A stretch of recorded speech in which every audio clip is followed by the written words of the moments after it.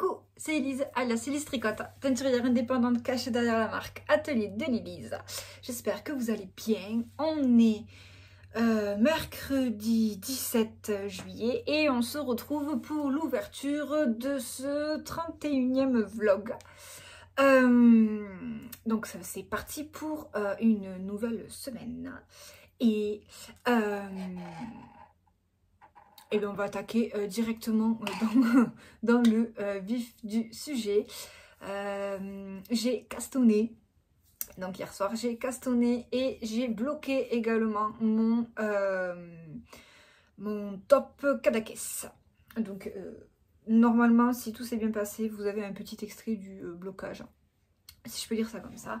Et ensuite il est là juste à côté par terre et il sèche. J'espère arriver à faire les photos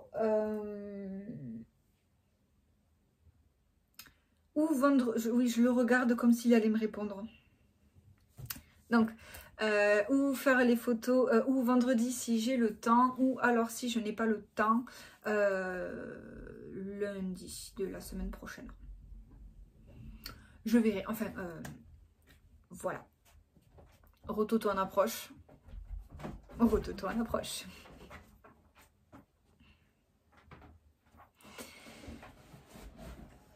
Rototo couché. Oui, si vous aimez les chiens discrets, prenez pas un Rottweiler. Donc je disais, oui, il est bloqué. Il a pris pas mal d'ampleur en largeur, donc je suis assez contente. J'ai hâte de pouvoir... enfin, il me reste encore à rentrer les fils quand même. Rentrer les fils et puis eh bien, je pourrais peut-être le porter pour cet été. Si le temps continue comme ça, je pourrais le porter. Donc ça, c'est une bonne nouvelle. Ensuite, deuxième bonne nouvelle, comme je l'avais dit dans le dernier épisode, j'ai castonné et donc je suis presque au talon de ma première chaussette. Hop. Tada! Donc voici à peu près à quoi elle ressemble. En ce moment, on est très rayure sur les chaussettes. Hein. Hop, pardon, petit coup au bureau. Hop, donc voici ce que... et je les ai castonnés lundi... On est mercredi, lundi soir. Donc, du début de la pointe jusqu'au Progress Keeper Tortue, c'est ce que j'ai tricoté lundi soir. Et le reste, c'est ce que j'ai tricoté hier soir. Hop, je vous montre le joli point qu'il y a dessus. Il est trop beau. Je suis complètement fan de ces chaussettes. Je le tricote dans le coloris principal du kit Tu vois Tralalera. Hop, voici le rendu qui donne bobiné. On voit pas très bien les speckles. La caméra ne ressortent pas très bien. Après, c'est des speckles qui sont très clairs et très clairs et très légers. Donc, il y en a très peu, ça ressort très peu. Je sais pas si vous allez le voir. Vous voyez, ils ressortent là. Hop, par ici. Il y a quelques petits roses en bas. C'est vraiment très léger. Donc voilà. Alors, c'est une paire de chaussettes que j'avais donc dans le livre 52 Weeks of Socks, le volume 2. C'est donc un patron écrit en anglais. Très simple, franchement, il n'y a rien de compliqué. La seule peur que j'ai... Bon, en fait, vous allez me dire, t'es bête ou quoi? Là, je commence par la pointe et c'est là. En fait, d'habitude, moi, je fais des chaussettes avec 56 mailles. Et là, c'est une 64 mailles.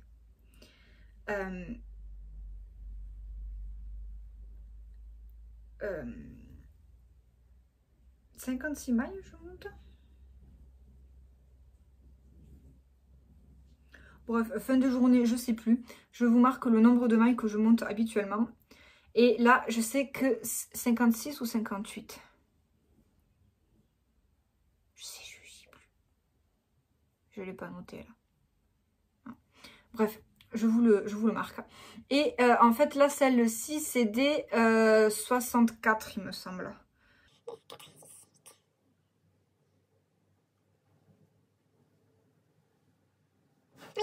C'est des 64 mailles. Et en fait, j'ai peur qu'elle me soit un peu lâche. Parce que, eh bien, moi, en général, je tricote avec beaucoup moins de mailles que ça. Et d'habitude, j'ai pour habitude de modifier le patron. Souvent, s'il y a... souvent s'il y a 60 mailles ou enfin j'en enlève 4, 2 d'un côté, 2 de l'autre, ça passe très bien. Sauf que là, en fait, sur cette dentelle, eh bien, je ne voyais pas vraiment trop comment modifier le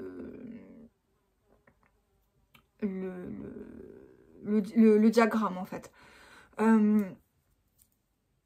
Ou alors, ça aurait voulu dire peut-être enlever deux mailles ici, hop, et 2 mailles de l'autre côté. Mais du coup, ça fait qu'on aurait un peu moins vu la dentelle dessus. J'avais un peu peur que ça fasse moins beau. Voilà, c'est 2 mailles en vert au centre. Je me voyais mal les enlever aussi. Et après, sur le bord, en fait, d'habitude, je les enlève sur le bord. Au lieu d'avoir, par exemple, 2 mailles endroit et puis après le motif, j'en fais qu'une. Comme ça, j'en enlève une de chaque côté. Enfin voilà, j'ai pour habitude de modifier, sauf que là, au niveau du diagramme, c'était pas trop faisable. Donc, j'ai laissé comme ça. Je vais faire un blocage tout doux. Et je verrai, si jamais elles me sont un petit peu lâches, je les porterai quand même, mais je les porterai peut-être pas dans mes chaussures, je les porterai peut-être à la maison, dans les chaussons, voilà. Je les porterai peut-être pas dans mes baskets, ça n'empêchera pas de les porter, mais elles risquent de mettre un peu plus lâches aux pieds. Donc c'est juste un peu ma seule peur en fait. Hop, je vous les remontre un dernier coup parce que je suis trop fan. Oui, voilà, donc j'ai castonné, j'ai également rincé la laine pour le pull de monsieur. Donc, objectif de cette semaine, finir cette paire de chaussettes, finir celle-là pour la fin de la semaine, et je réfléchis, et commencer à castonner le pull pour monsieur. Voilà, ça sèche aujourd'hui. Avec le beau temps qu'il y a, je pense que demain ce sera sec. Donc peut-être demain ou après-demain commencer, si celle-ci est finie, ou alors finir celle-là et puis ensuite commencer le pull pour monsieur. Voilà l'objectif de cette semaine. Et bien sur ce, c'est à peu près tout pour aujourd'hui. On se retrouve, je sais toujours pas quand. Rapidement pour vous, moi je sais pas, peut-être demain entre deux teintures ou pas. Bon enfin, vous verrez bien. À plus.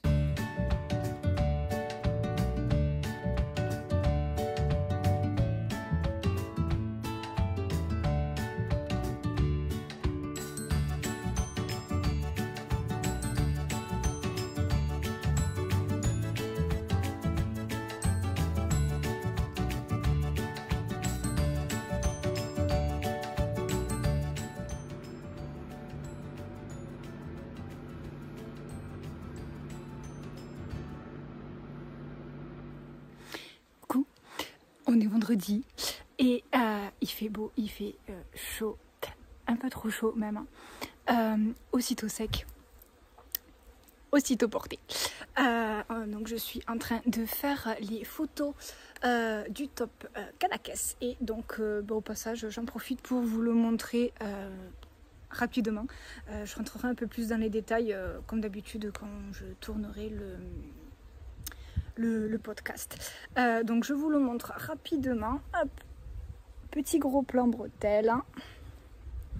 Alors j'ai pas le soutif, pardon, le soutien-gorge le plus adapté, mais il tombe quand même assez bien. Je sais pas si vous verrez derrière. Il cache quand même assez bien les bretelles. C'est quand même pas mal. On apprécie. Et en me reculant, ça donne à peu près ça. Vous avez vu le dos, je vais essayer de vous baisser un peu. Attention, mal de mer. Hop, comme ça au moins vous voyez le corps. Donc au niveau de la longueur, j'ai bien fait de rallonger. Hop, je vous remonte.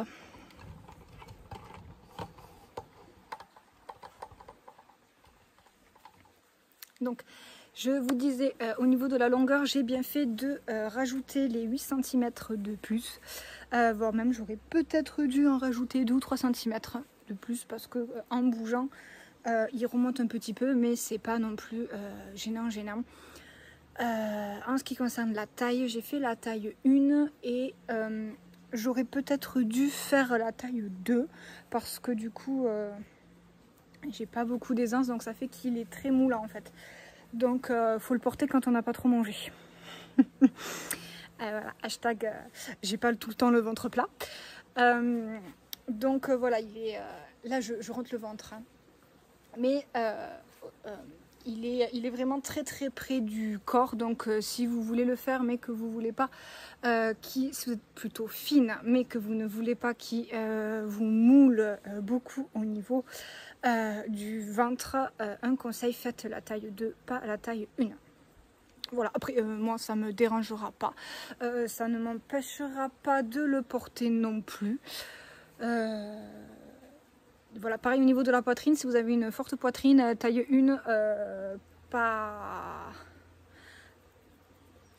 vraiment recommandé. J'ai pas une énorme poitrine, moi j'ai un tour de poitrine qui fait 85. Mais enfin, vous le voyez quand je le porte, il met quand même la poitrine assez en avant. Donc voilà, faut... Après tout dépend ce que vous voulez mettre en valeur ou pas. Je précise que le joli soutien-gorge noir dessous, c'est pas non plus le plus adapté, mais on est vendredi après-midi et monsieur est à la sieste.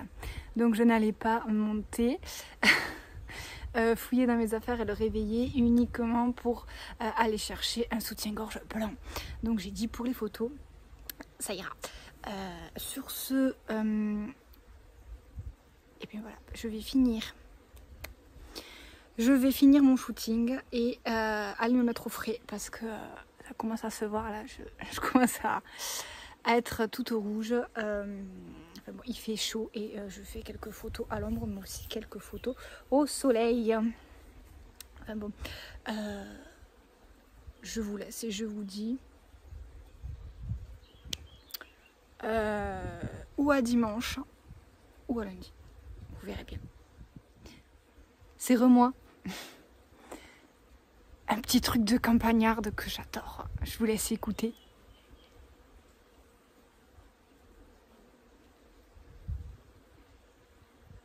Je sais pas si vous entendez, mais d'un côté, il y a les abeilles qui butinent et de l'autre côté, il y a mon ruisseau qui coule.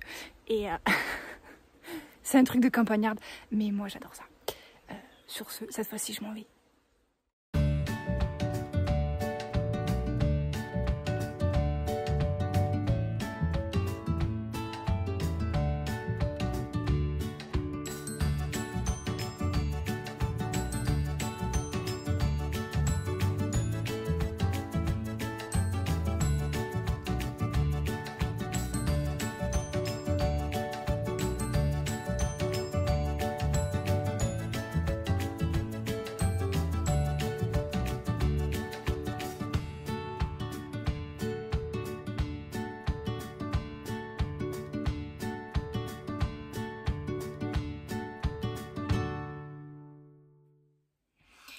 Coucou, on est lundi soir.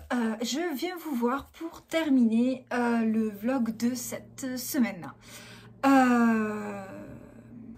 Il fait moche. Il fait moche, donc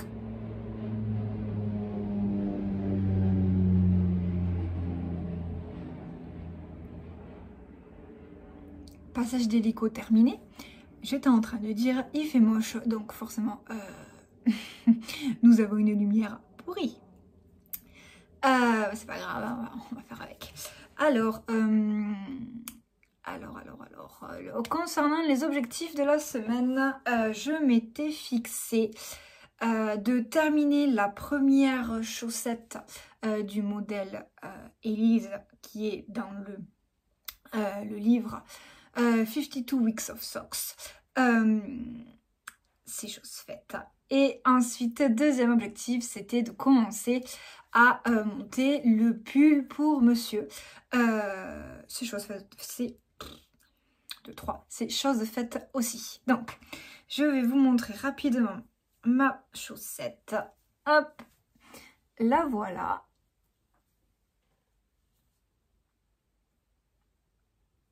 J'essaye de vous montrer un petit peu la dentelle. C'est un modèle qui est très simple à réaliser. Hop, voilà. Là, vous voyez vraiment un peu mieux les points.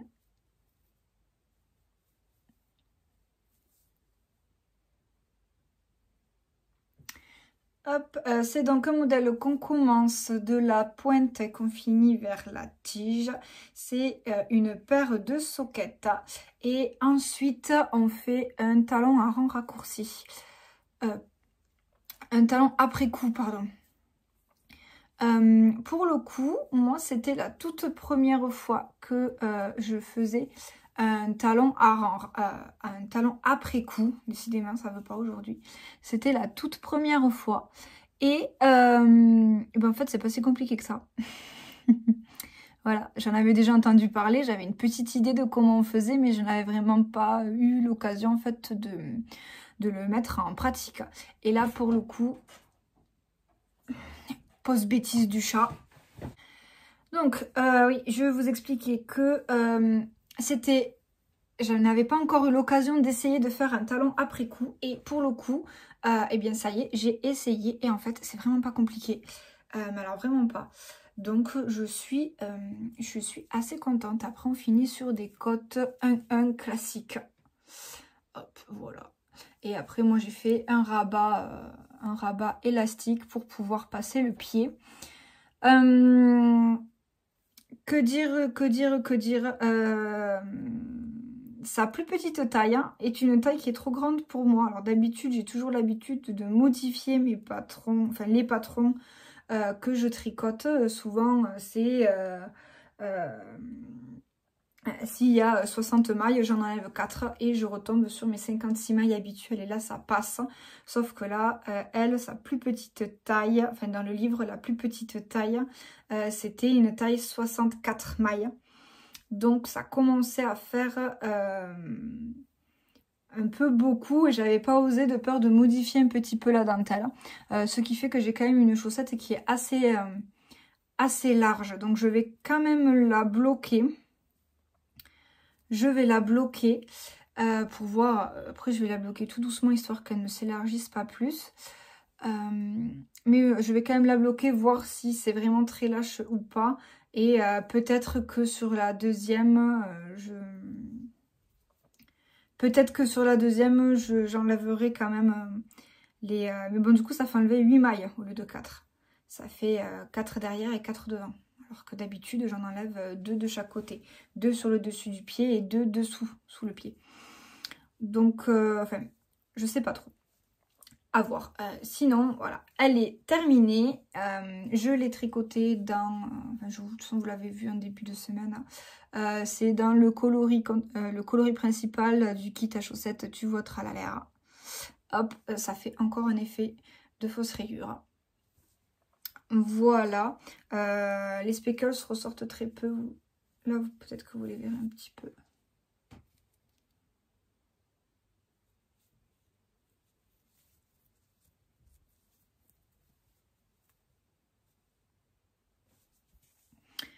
Voilà, voilà, je n'ai pas utilisé le mini pour ces sockets. Hop, donc ça c'était pour le premier objectif. Et le deuxième objectif, je voulais eh bien, castonner le pull pour monsieur. Et je l'ai castonné hier soir. En fait, j'ai passé tout mon dimanche après-midi à faire des échantillons. À faire des échantillons parce que, en fait, pourtant dans ma recherche j'avais tapé, j'ai trouvé le patron sur Ravelry et dans ma recherche j'avais bien précisé que je voulais une épaisseur de fil fingering parce que monsieur veut un pull fin, il veut pas un pull épais, donc voilà, j'avais pris soin de bien spécifier que je voulais une épaisseur fingering pour le modèle que je voulais. Et une fois qu'on a enfin trouvé son modèle, eh bien, il se trouve que le patron a un échantillon de 23 mailles pour 30 rangs. Alors, forcément, j'ai essayé avec mes aiguilles, même si je savais que ça allait pas fonctionner. Moi, en général, je tricote avec des aiguilles 3, parce que sinon, ça me fait un rendu un petit peu trop lâche. Et j'ai un échantillon à peu près de 27-28 mailles. Donc 23 à 28, ça fait quand même pas mal de mailles d'écart. Et en effet, ça n'a pas loupé. Mon patron a 2 cm, mon échantillon, pardon, a 2 cm de moins. Voilà, mon échantillon il fait 8 au lieu de faire 10. Donc je me suis dit, bon, si jamais on va essayer avec des aiguilles 3,5 pour voir ce que ça donne. Avec des 3,5, j'arrivais à 9 cm au lieu de 10, ce qui était quand même un peu plus raisonnable. Mais le problème c'est que le rendu était beaucoup trop lâche. Le rendu était beaucoup trop lâche, ça fait pas joli, enfin j'aime pas. Donc en fait, une fois que j'ai fait ça, j'ai passé une bonne partie de l'après-midi à faire des calculs pour recalculer la taille qu'il fallait que je tricote pour lui. 2 cm d'écart sur 10 cm, ça fait beaucoup.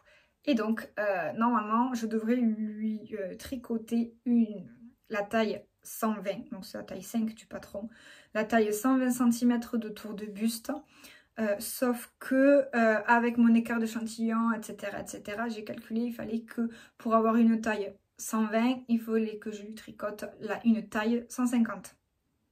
Le patron s'arrête à la taille 130. Donc, ce que j'ai fait, c'est que je vais lui faire la taille 130. Il va l'essayer, je vais lui faire du sur-mesure. Il va l'essayer au fur et à mesure de l'avancée et je vais vraiment lui faire essayer tous les 10 cm presque quoi. Je vais lui faire essayer au niveau du col. Quand j'arriverai à l'augmentation des raglans des épaules, pareil, je lui ferai essayer au niveau des épaules. Après je le ferai essayer pour la séparation des manches, voir si ça passe en hauteur. Et pareil en largeur, voir s'il a assez de mailles. S'il n'y en a pas assez, je continuerai les raglans. Pareil ensuite après pour le tour de buste, s'il manque de mailles ou autre, je recalculerai tout au fur et à mesure. Je vais quand même me caler sur la taille 130. Si jamais elle lui va, tant mieux, je recalculerai pas. Et si jamais elle lui va pas, ben j'adapterai. Voilà. Bon, comme je l'ai commencé hier soir et que j'étais d'une concentration, comment dire, très efficace hier soir. Et en fait, je n'étais pas concentrée, mais alors vraiment pas du tout. Et pour monter mes mailles, pour compter le nombre de mailles de départ, j'ai réussi à me tromper 4 fois. Voilà, alors sur les 4 fois, c'était ou un coup, j'avais pas pris assez de longueur de fil, il m'a manqué. Ou alors après, j'avais pris beaucoup trop de longueur de fil, il me restait... voilà, mon fil de départ était beaucoup trop long. Donc ça faisait du gaspillage. Ensuite, je crois que quand j'ai monté, il y a 2 fois où j'en ai monté pas assez, trop. Enfin, je me suis repris à plusieurs fois pour compter parce que j'arrivais pas à retomber sur mes pattes à chaque fois. Enfin bon, bref, j'étais concentrée hier soir, quoi. Et donc, en fait, j'ai un bébé Caston. Voilà, j'ai monté 1 cm. Hop, voilà. Donc j'ai monté 1 cm et j'ai placé mes marqueurs parce qu'on est sur un pull qui a des manches raglan. Hop, ça c'est le... Voilà. J'ai placé tous mes petits marqueurs pour les épaules, le dos et le devant. Pour l'instant, je ne sais pas quel côté est le devant, quel côté est le dos. J'imagine que la partie où on n'a pas le marqueur du début de rang, ça doit être sans doute le dos. Le devant, et la partie où on a le marqueur de début de rang, le dos, pardon. Et bon, j'ai mis ça sur un tout petit câble, donc vous voyez pas vraiment la tête qu'il a, mais voilà, j'ai fait ça. Hop. Voilà, donc là vous avez à peu près un rendu du coup du coloris tricoté. Après vous allez le voir pendant un petit moment ce pull, donc voilà. Mais hop, j'ai commencé le début du col. Voilà, là je vais faire quelques rangs de plus et je vais lui faire essayer histoire de voir s'il passe la tête. Donc, et bien voilà, c'est à peu près tout pour cette semaine. Je vais vous laisser là pour aujourd'hui. J'espère que cette petite vidéo vous aura plu. On se retrouve mardi prochain pour un nouvel épisode de vlog. Je vous souhaite un bon tricot, une bonne semaine, une bonne soirée ou un bon week-end en fonction du moment où vous regardez cette vidéo. Et je vous dis à très bientôt. Ciao, ciao!